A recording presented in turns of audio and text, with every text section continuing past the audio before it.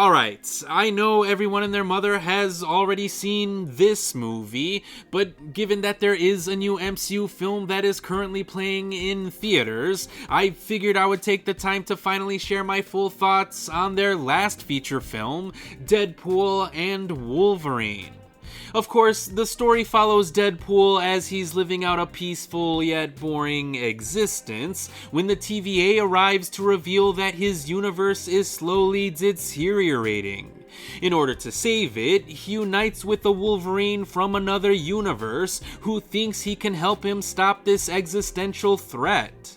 So yes, even though Wolverine happened to die in 2017's Logan, this movie finally allowed us to see what a proper Deadpool and Wolverine team-up would actually look like. And it's a lot of fun.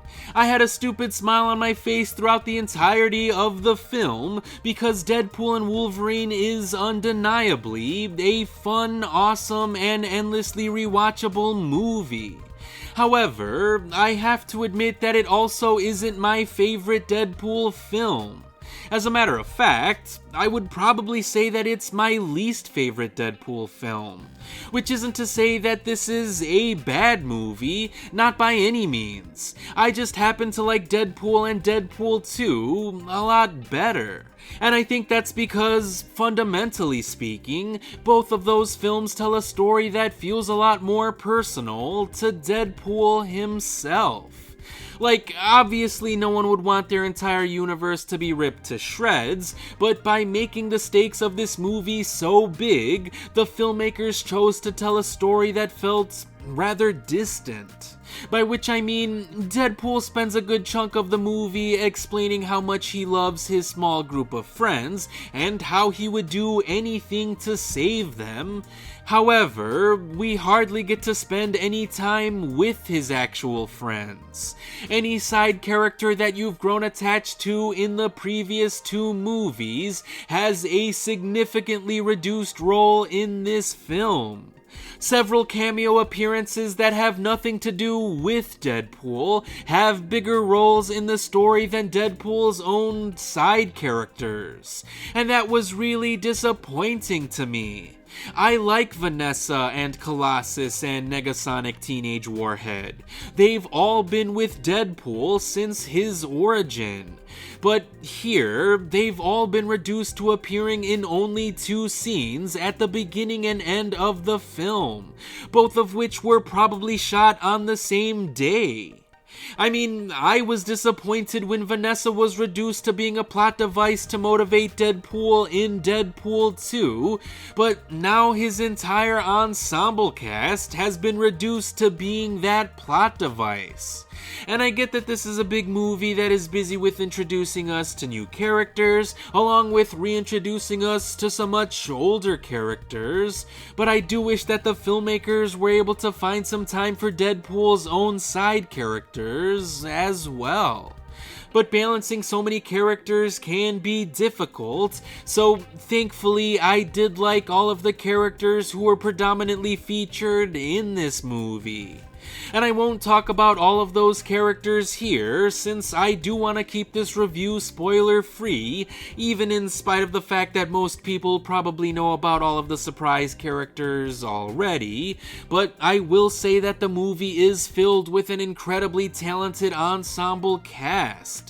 Ryan Reynolds is obviously great as the titular Deadpool. If you thought that Disney was going to water down his rude and crude sense of humor, then you were definitely wrong, as Reynolds feels totally and completely in control of this movie. Whether his creative freedom is for better or for worse is subjective, but I think he still managed to give us a solid performance as the Merc with a Mouth. Matthew Macfadyen is also delightfully British as a TVA agent called Mr. Paradox. Emma Corrin is wonderfully evil and creepy as the villainous Cassandra Nova, who is so interesting that I actually wish she was more prominently featured in the movie, because as it stands now, her character slowly devolves into a one-dimensional villain, which was pretty disappointing considering how fascinating her character is to begin with. Maybe if the movie spent less time focusing on cameo appearances, it could have spent more time fleshing out her character. The Deadpool core, for example, really didn't need to be in this movie. I get that this is a multiversal story, and if you wanted to include the Deadpool core into a Marvel project, this would be the one to do it. But as they are now, they don't really add anything to the narrative. They only exist as cannon fodder during an action set piece. And don't get me wrong, that set piece is a really fucking fun one, but it doesn't really add anything to the story being told, especially during the third act of said story. I mean, did I enjoy seeing Wolverine going berserk in this set piece? Obviously, but I would have preferred if this movie spent more time developing his character a bit better. After all, this is a different version of the character than we're all used to, because the version of the character that we all know and love died in Logan. But instead of getting to see what makes this character different, we're only ever told about his past. And I think his character arc would have felt more impactful if we actually got to see some of that past. Still, even with all of that being said, it should come as no surprise to hear that Hugh Jackman is the heart and soul of this movie. Despite the fact that he is playing a completely different version of the character, Jackman is absolutely fan-fucking-tastic in every single scene that he is in. And since he was clearly having a fun time with this role, it was incredibly easy to enjoy his return as Wolverine. But I'm not one of those people who think that his return somehow ruins the legacy of Logan, because Logan is a fantastic film in and of itself. Nothing is going to change how good that movie is, because the movie is absolutely spectacular on its own. So regardless of the fact that Jackman is playing an entirely different version of the character, Logan's legacy as a masterpiece will always remain intact.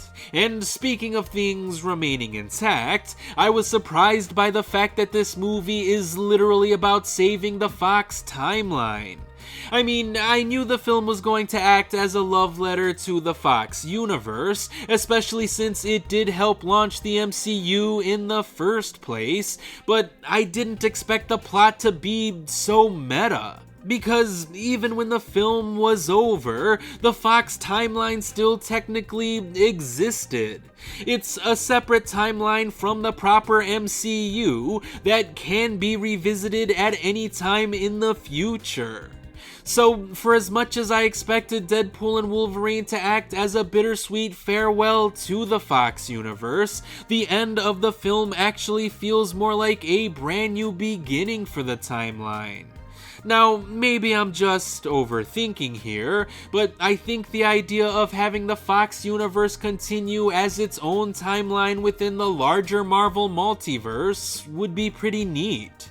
So, while most fans were probably expecting Deadpool and Wolverine to act as an MCU saving feature, I don't think anyone was expecting that saving the MCU, the Fox timeline, and the entire Marvel multiverse would be part of the actual narrative. And I think that only speaks to how fun this movie really is. So, even though I have some issues with Shawn Levy's directorial style, some rough CGI, and with how some of the jokes go on for a little too long, I still happen to enjoy this movie overall. And while you probably don't need to hear me say it, Deadpool and Wolverine would definitely get a recommendation from me.